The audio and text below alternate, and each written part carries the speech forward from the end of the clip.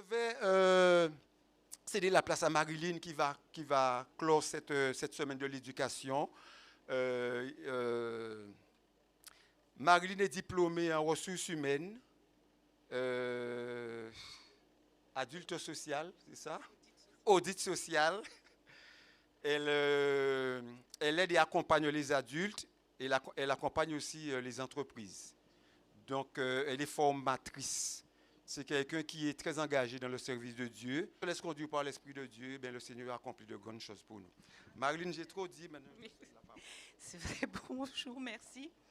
J'ai beaucoup de choses à vous dire et en très peu de temps, mais je pense que vous allez me supporter et on va avancer ensemble. J'aimerais prier, s'il vous plaît. Et j'aimerais que vous priez aussi dans vos cœurs parce que je vais aborder un sujet singulier. Ô tendre Père, merci de nous rendre de ton Esprit Saint. Et s'il te plaît, ouvre nos cœurs et d'abord le mien afin de divulguer le message que tu as pour ton Église. Amen. Alors aujourd'hui s'achève en effet la semaine de l'éducation.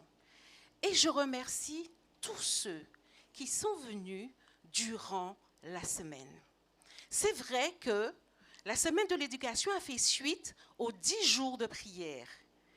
Et les jours étaient le samedi, le dimanche, le mercredi, vendredi et encore aujourd'hui.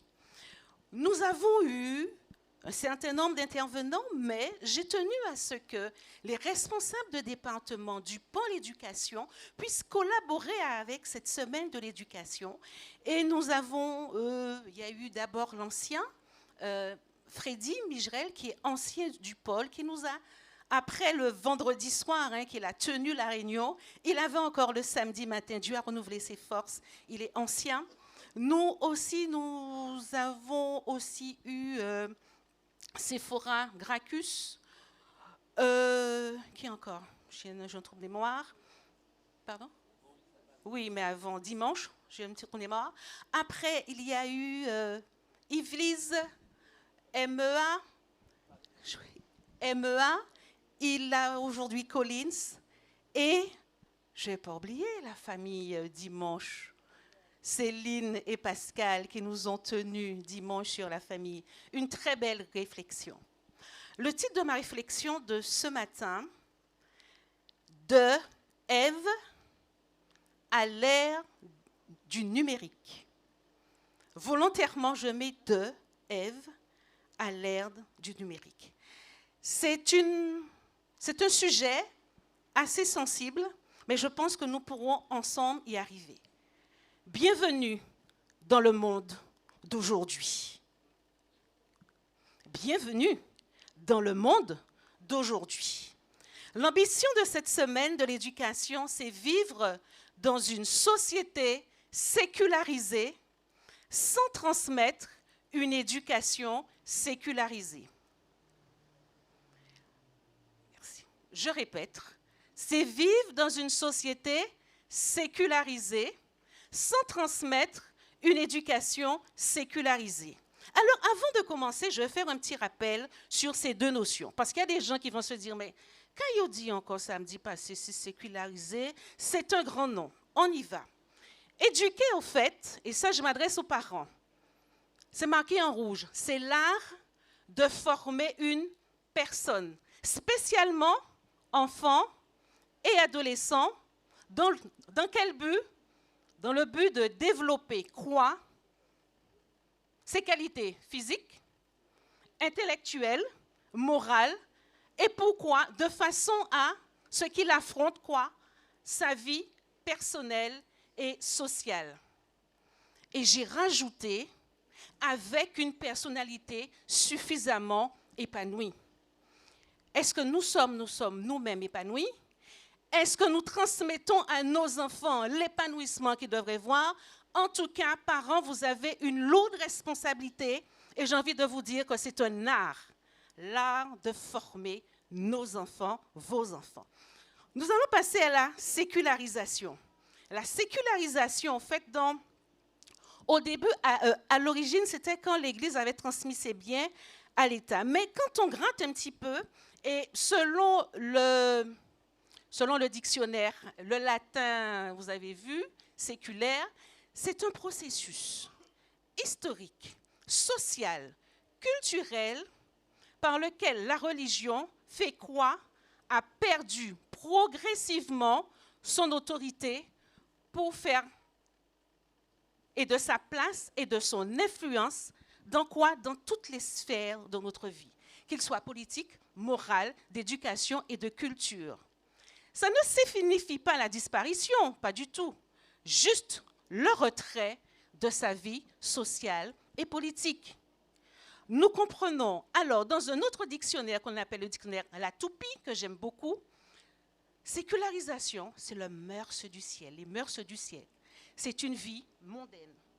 Nous comprenons très bien que pour les parents, vous avez l'art de former dans un environnement où la religion n'est plus là. Est-ce que nous sommes d'accord? C'est dans cet environnement-là que nous devons accompagner les enfants. Éduquer, conduire hors, faire grandir. Donc nous avons compris que nous, parents, c'est transmettre les valeurs, inculquer les règles de vie, des comportements adaptés pour que les enfants aient une très bonne personnalité, d'accord, avec un sens moral, du jugement et surtout pour faire face à leurs émotions et faire des choix responsables. L'autre. Et en ce qui concerne la sécularisation, on a vraiment vu que c'est la baisse de la pratique religieuse, la recherche du bonheur immédiat. On ne s'engage pas dans la spiritualité. Toutefois, la technique, la science, l'opinion a totalement remplacé la vérité biblique. Aujourd'hui, adultes et jeunes, nous sommes tous influencés par les réseaux plus que par la foi. N'oublions pas Jérémie 2 et 13 qui dit « Ils ont abandonné la source d'eau vive ». On a compris une chose, que accompagner un enfant, un adulte dans cet environnement, il faut véritablement avoir la grâce divine, avoir le discernement. Je vais encore dire bienvenue dans le monde d'aujourd'hui. Chers parents, ce n'est pas simple. Alors, ma mère aime beaucoup dire « autrefois ». Et je vais ce matin vous dire aussi « autrefois ». Autrefois, Dieu était au centre de la vie.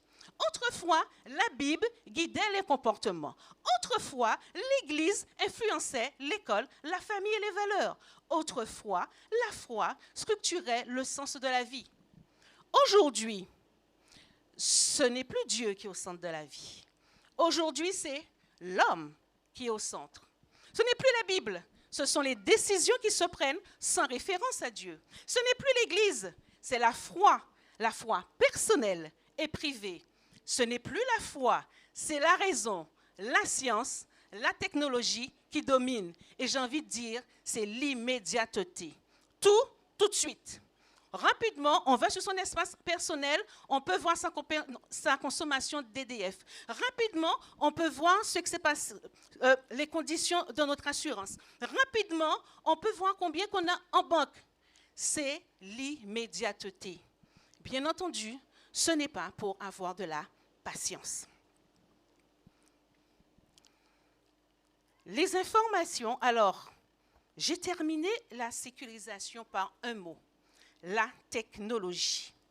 La technologie domine, nous avons une surinformation, nous sommes informés sur tout, rapidement, et forcément qui dit surinformation peut dire aussi orientation et manipulation de cette orientation. Quand je parle de technologie, je parle aussi de voleurs de temps, de voleurs d'argent, de voleurs de mots de passe, de voleurs et de destructeurs de personnes, d'organisations, d'institutions, d'entreprises et d'anéantissement des PME et des très petites entreprises. Alors, nous sommes dans un monde où l'homme est au centre, mais où Dieu n'existe plus. Là, il n'y a plus Dieu et aujourd'hui, c'est le face à face. Nous sommes passés du voleur occasionnel au voleur potentiel. Un voleur qui existe en puissance, mais qui est cependant virtuel. Sommes-nous vraiment étonnés du niveau de narcotrafic qu'il y a en Guadeloupe? Sommes-nous vraiment étonnés quand le Seigneur n'est plus là, dans les maisons? Sommes-nous étonnés du nombre d'homicides qu'il y a en Guadeloupe? Êtes-vous étonnés? Non. Je vais parler de cybermalveillance. Le rapport de 2024 dit 72% des personnes ont été témoins de vol de leurs données. 42% on a piraté leur compte. Et 22%, ils ont eu droit à un hameçonnage. Alors, je parle aujourd'hui de cybermalveillance. Qu'est-ce que ça vient faire un samedi matin? On verra. Permettez-moi de vous présenter quelques mots. Il y a des mots, au fait, qu'on utilise en cybermalveillance, comme le smashing. Vous connaissez le smashing? Non? Le smashing, au fait, ce sont les SMS frauduleux que vous recevez. À savoir, c'est un des SMS courts et alarmants. On vous demande de cliquer. Cette semaine, j'ai reçu sur mon portable, voilà, que je n'ai pas payé Disney+, je n'ai pas payé mon abonnement. Je demande à mon époux, on a un abonnement Disney? Il me dit, j'ai eu la même chose. Je ne me suis pas occupée de ce SMS. Vous l'avez eu aussi sur vos colis bloqués, sur la poste. Il y a ce qu'on appelle le phishing. Le phishing, c'est l'appel frauduleux, où rapidement, il y a un conseiller bancaire qui vous dit qu'il y a une fraude sur votre compte, ou encore que votre téléphone est piraté, et que rapidement, il faut faire quelque chose. Exemple, il y a ma maman qui a 93 ans, qui m'appelle en panique, qui me dit que mon téléphone a été piraté. J'ai dit, ton téléphone a été piraté. Donc, je suis allée vers elle, et au fait, c'était quand elle appelait le numéro qu'on lui a donné, eh bien, ça faisait le tiroir à caisse. Ça, c'est du phishing, appel frauduleux. Il y a le phishing. Alors, je m'excuse près de Lucienne en ce qui concerne les termes, parce que ce sont des mots anglais un peu singuliers, mais tout simplement, c'est de l'hameçonnage, l'email. Vous recevez un email? Eh bien, j'ai reçu un email aussi la semaine dernière qui me disait quoi? Que malgré toutes les tentatives de communication, je n'ai pas payé une amende, qui au départ était à 135 € et maintenant il y a 275. Alors, pour régulariser, il me mettait un petit lien, activé, et ce que j'ai aimé, c'est qu'en me disant qu'en cas de règlement aujourd'hui, je peux bénéficier, donc c'est exactement comme si on achetait une pizza, un remboursement de l'augmentation dans un délai de 12 heures. Je me suis dit, mais depuis quand que la DGFiP est aussi généreuse?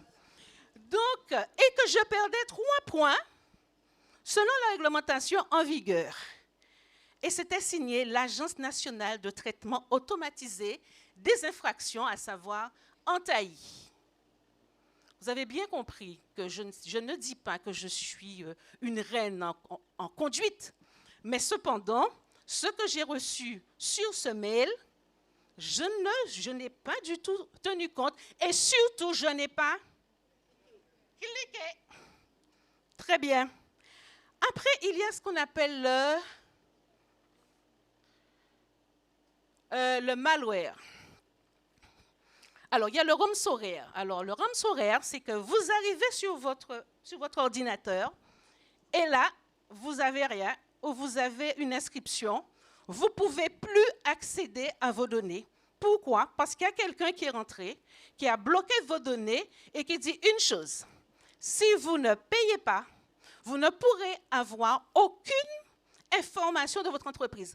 Vous imaginez une entreprise qui a 50 années et qui n'a plus de données de 50 années et qui vous dit, voilà, qu'il faut payer 10 000 € pour les très petites entreprises ou qu'il faut payer 5 millions d'euros pour les grosses entreprises. Après, il y a le malware. Le malware, au fait, c'est un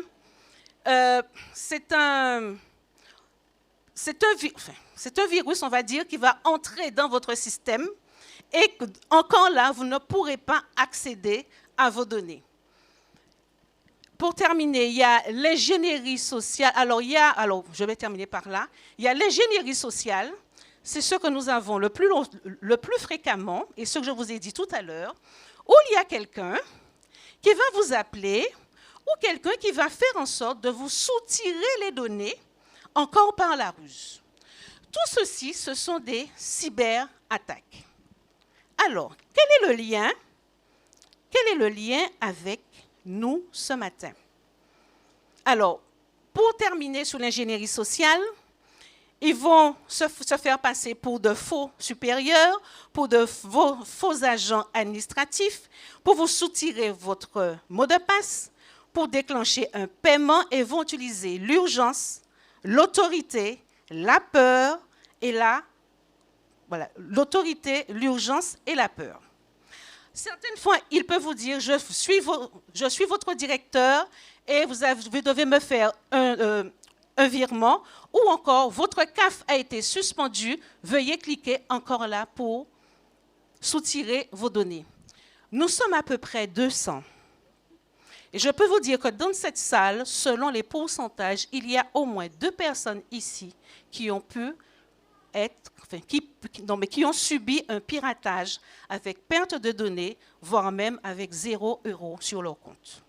Il faut se dire que 53% de personnes en France ont déjà eu contact avec de la fraude, 13%, et c'est en hausse, ont subi l'arnaque. Alors, si vous avez bien entendu ce que j'ai dit, je parle d'arnaque, je parle de peur, je parle d'urgence. Est-ce que ça peut vous dire quelque chose par rapport à la Bible? Regardons. Voyons quelques personnages. N'oublions pas Ève. Ève, qu'est-ce qui s'est passé? Ève, Dieu lui a demandé quoi? Vous pouvez parcourir tout le jardin. Il y a un seul arbre.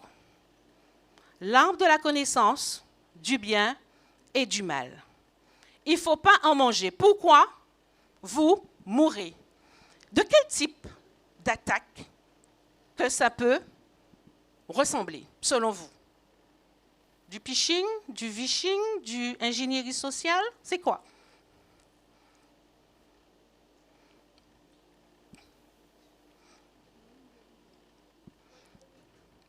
Alors, j'irai assez vite. On peut changer l'image parce que... Voilà, donc... Je reviens à cette image.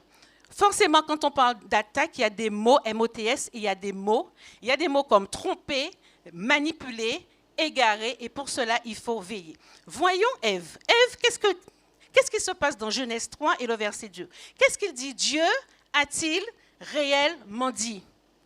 Vous ne mangerez pas du fruit de l'arbre du jardin?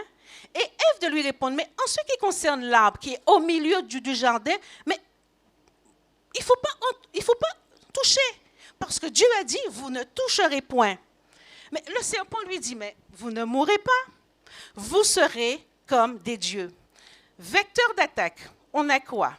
On a un dialogue trompeur, on a un doute qui est semé subtilement, on a la dilution de la vérité et la distorsion de la parole. Le type d'attaque est l'ingénierie sociale, le rhum-saureur et le malware. Pourquoi j'en parle? Lorsque Ève a péché, qu'est-ce qui s'est passé? C'est tout son ADN qui a changé. Aujourd'hui, j'ai des cheveux blancs, ça ne se voit pas. D'autres, ils sont malades. D'autres encore ont le cancer. Et puis, nous mourrons. Ça a changé l'ADN. Ça a mis aussi une séparation entre Dieu et nous. Et qu'est-ce qu'il a fallu pour rétablir tout ça? Subtil, oui, je n'ai pas entendu.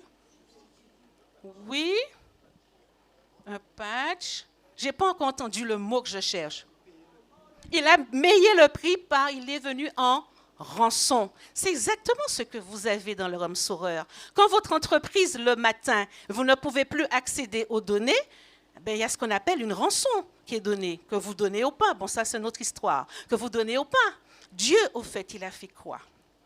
il a donné sa vie en rançon. Est-ce que vous savez que le Ramsaureur était déjà dans la Bible? Avec une ingénierie sociale, à savoir l'approche pour tromper, pour au fait entraîner chez la personne, exemple Ève, une curiosité. Et à ce moment-là, intégrer, infiltrer un dialogue trompeur. Dieu a-t-il réellement dit? Il y a une autre personne que j'aimerais voir rapidement avec vous. Ésaü. Qu'est-ce qui s'est passé pour Ésaü? Il mange, il vient, qu'est-ce qu'il fait? Il a faim, il va voir son frère et on lui... alors, je reviens. Il a un droit d'aînesse, donc il est né le premier, il a un droit d'aînesse, de fait, d'accord? Mais son frère Jacob a besoin de ce droit d'aînesse. Alors, un jour, il vient, il a faim, qu'est-ce qu'il dit? Il fait un marchandage. Tu as faim, ben, tu me donnes ton droit d'aînesse. Et celui qui a le droit d'aînesse, pour lui, c'est quelque chose comme ça, ben, il n'y a pas de souci. On donne le droit d'aînesse. Donc, il lui a donné. C'est quoi, selon vous, comme présentation?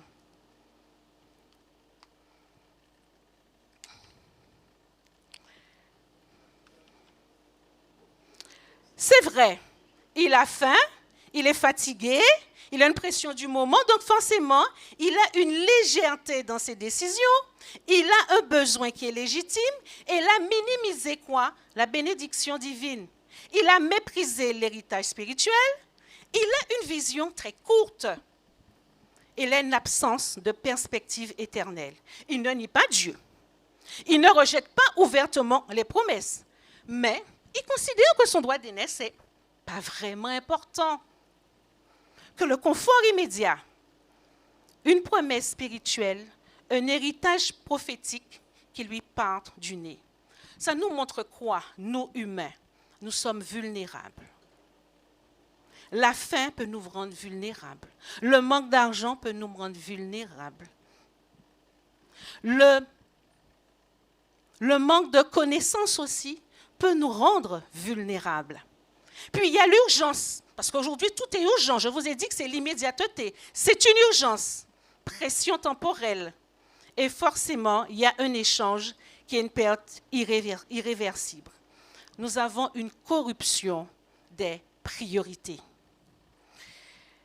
Celui et ce qui nous pousse à agir, c'est une vie sans prière ni réflexion.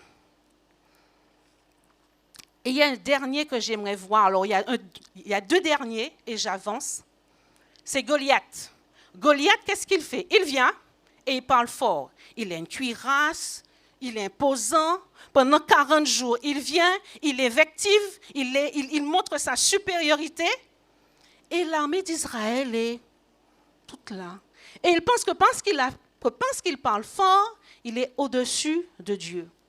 Il a une attaque d'autorité. Donc, c'est une forme d'attaque.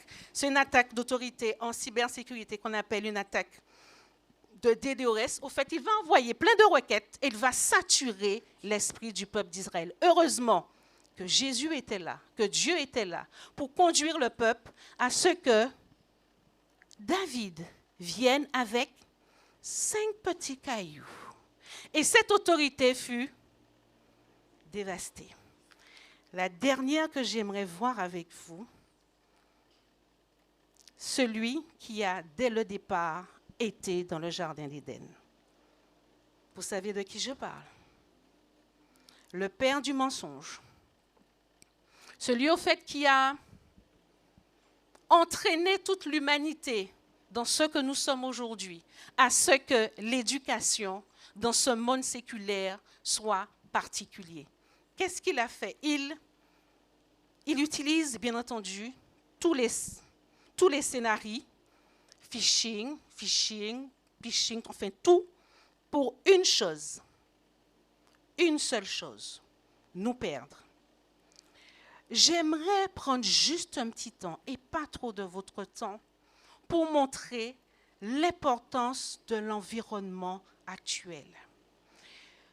Dans Ésaïe 14, verset 12, il dit « Te voilà tombé du ciel, astre brillant, fils de l'aurore, tu es abattu à terre, toi le vainqueur des nations. Et si cela n'est pas étonnant, puisque Satan lui-même, il se déguise en ange de lumière. Nous sommes à l'ère de l'IA faible. Et quand viendra l'IA fort, comme on dit, nous devons, nous chrétiens, être en capacité et d'avoir le discernement utile et nécessaire sur la phrase que je vais noter maintenant, verset 33. Il est ici, il est là, n'y allez pas, ne courez pas après. Nous attendons tous le Seigneur. Nous voulons tous qu'il vienne. Nous sommes tous accablés d'une manière ou d'une autre. Et attention, nous pouvons, quand il y aura un simulacre de retour de Jésus, croire que c'est lui. Nous devons avoir le discernement pour véritablement nous dire, tu ne vas pas me prendre à ce piège trompeur. Il ne faudrait pas y aller. Donc, vous comprenez qu'il y a un déguisement spirituel. Il ne faudrait pas que nous ayons une confusion morale et que nous puissions être séduits par tout ce qui brille, qui n'est pas forcément divin. Quand je parle de tout cela, je parle de quoi? Et je termine par le combat spirituel. Nous sommes en 2026. C'est le dernier jour où faire des vœux, mais c'est le dernier jour aussi du mois de janvier, qui va lancer une nouvelle année. Cette année va être une année difficile. Déjà par les retraités par le 1er septembre, ça va être compliqué. On y va. On reste là. Nous devrons être forts. Pour que nous puissions passer cette année, il y a un texte que j'aime particulièrement. Garde ton cœur de toute autre chose, car de lui jaillissent les sources. Le cœur, c'est un organe qui est vital. Mais au point de vue spirituel, c'est où viennent nos pensées, c'est où viennent nos désirs. Et ce cœur, au fait, il doit ressembler à Dieu. Et j'ai beaucoup apprécié la réflexion d'hier soir de Valsi qui parlait d'éduquer notre intérieur. Parce que nous devons effectivement ressembler à Dieu. Mais entre ce que je suis et le delta pour aller vers le Seigneur, comment faire? Quoi faire? Comment avoir les mêmes sentiments que Jésus-Christ? Et souvent, on parle de transformation comme si c'était une baguette magique. C'est vrai que Dieu peut transformer tout de suite, mais la transformation peut prendre un certain temps parce que nous n'avons pas eu la même éducation, on n'a pas les mêmes blessures, on n'a pas les mêmes sensibilités. Et la transformation peut prendre du temps. Garde ton cœur de toute autre chose. Plus que toute autre chose. Je disais que ce qui reste, ce que nous devons avoir en ces derniers temps, c'est le discernement. Alors, diapo 35, pour avancer. Le combat spirituel, donc, c'est avoir la vigilance, le discernement, l'ancrage dans la parole, la prière et la dépendance au Saint-Esprit. J'aurais souhaité que le département Réveil et Réforme tourne à plein régime, car nous aurons besoin cette année de prière. La diapo suivante, jeûne. Ce que tu laisses entrer dans ta tête finit par guider ta vie. Tu n'es pas faible, tu es en construction, alors choisis bien ce que tu écoutes. Diapo 39, pour les enfants, je vous ai présenté, je vous ai préparé, voilà. Je garde mon cœur avec Dieu. Tout ce que tu écoutes n'est pas vrai. Une faille non gardée finit toujours par être exploitée. Diapo 41.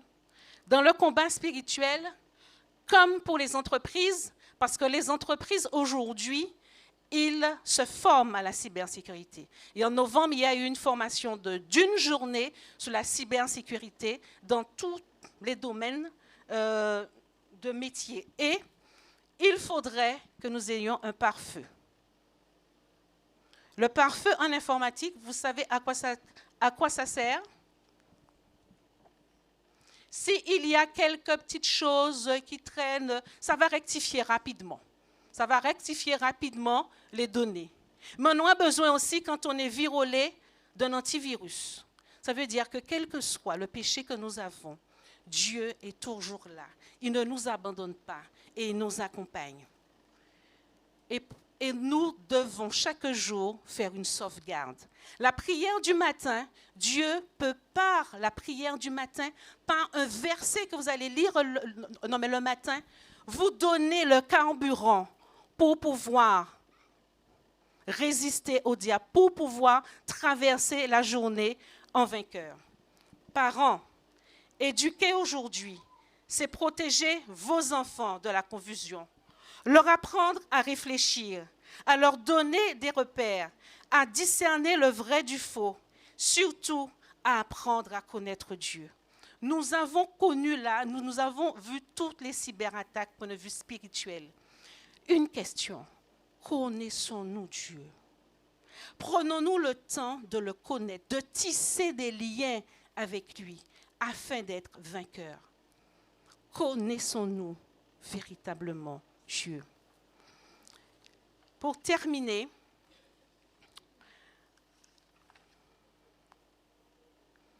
alors, la conclusion, qui est celle-ci, de Ève à l'ère du numérique, l'ennemi n'a pas besoin aujourd'hui de casser aucune porte. Il vous dit juste une chose, c'est surtout à nous de savoir comment on répond. Parce qu'on sait qui il est. Il est un menteur, il est un séducteur, il presse et veut une chose, nous isoler. Le Covid a isolé les personnes et forcément a cassé des liens. C'est ensemble que nous sommes forts. C'est dans cette communauté que nous sommes forts. Même si nous avons des différences, c'est dans cette communauté que nous sommes forts. Et je disais samedi dernier, nous sommes adventistes du 7e jour, mais nous sommes adventistes tous les jours. Et le mercredi devrait être aussi le lieu quand nous le pouvons le plus que possible pour venir et pour prier, pour que nous soyons ensemble. Parce que isolés, on ne peut pas. Juste isolés, on ne peut être fort par rapport aux différentes attaques que nous pourrons avoir. J'aimerais préconiser un certain nombre de textes et voir avec vous. Proverbe 4, verset 23, nous l'avons vu. Garde ton cœur plus que, car de lui viennent les sources de la vie. Est-ce qu'on peut afficher Éphésiens 6, verset 11 et 1 Pierre 5, verset 8? Alors, je disais que chaque matin, chaque soir, nous devons faire cette sauvegarde. Chaque matin, chaque soir et à midi, avoir cette connexion avec Dieu afin qu'il nous maintienne dans sa vérité, afin qu'il nous donne le discernement pour savoir ce qui est bien ou pas bien. Revêtez-vous de toutes les armes de Dieu afin de pouvoir tenir ferme contre les ruses du diable. Est-ce que chaque matin, nous partons armés comme militaires? Est-ce que chaque matin, nous réclamons les armes de Dieu? Je n'ai pas de réponse, mais j'espère que nous allons nous procurer toutes ces armes de Dieu. Et pour terminer, 1 Pierre 5, verset 8.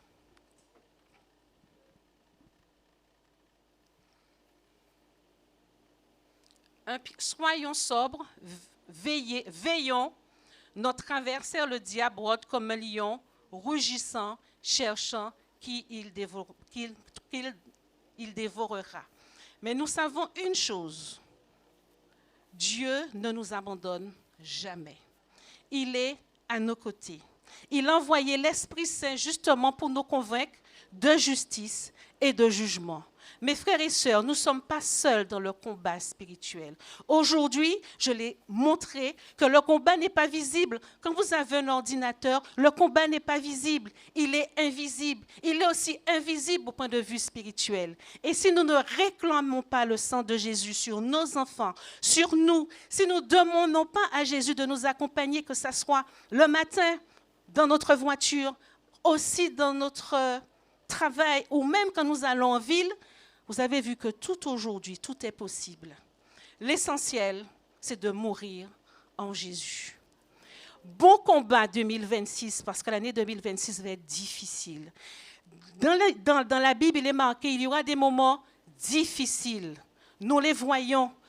Le bassin de la Caraïbe est un bassin paisible où on pouvait boire son cocktail tranquillement sur une plage. Aujourd'hui, il y a le Venezuela qui est dans le bassin de la Caraïbe.